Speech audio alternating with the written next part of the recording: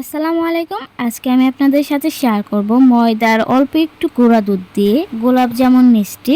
এটা বানানো যেমন অনেক সহজ, খেতেও কিন্তু অনেক মজা। সামান্য ঘরোয়া কিছু উপকরণ দিয়ে এই রেসিপিটা বানিয়ে নিতে পারবেন। এখানে আমি হাফ কাপের কম ময়দা চেলে নিচ্ছি। দিয়ে দিব ময়দা যতটুকু দিয়েছিলাম ঠিক ততটুকু পরিমাণে গুঁড়া দুধ, 1 চিমটি পরিমাণে বেকিং পাউডার, 1 টেবিল চামচ ঘি।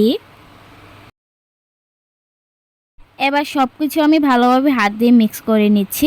এই ময়দা আর গুঁড়া দুধটা ভালোভাবে মিক্স করে নিতে হবে যতক্ষণ না পর্যন্ত এরকম দলা পেকে না আসে। এইবার এখানে আমি কুসুম গরম দুধ দিয়ে এই ডোটা বানিয়ে নিব।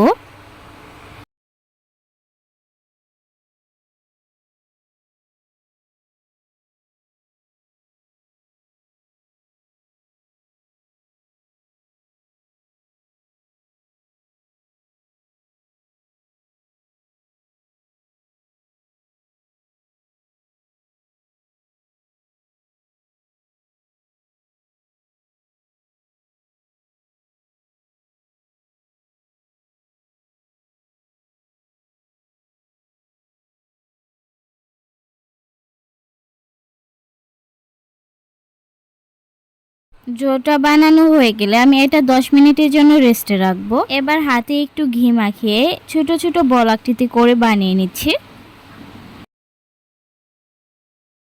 এভাবে আমি সবগুলো বানিয়ে নিব। বানানো হয়ে গেলে আমি এটা চুলার অল্প আছে গরম তেলে ভেজে নিব। যতক্ষণ না পর্যন্ত কালার চলে আসে ততক্ষণ এটা ভেজে নিব।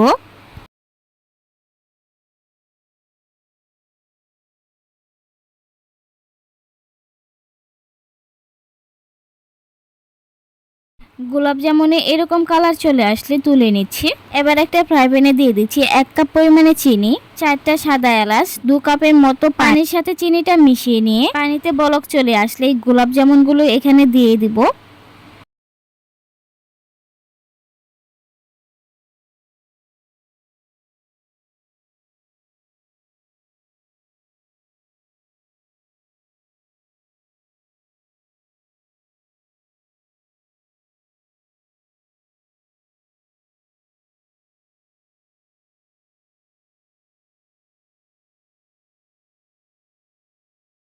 যতক্ষণ না পানি শুকায় ততক্ষণ পর্যন্ত এই গোলাপ জামুনগুলো এখানে রাখবো।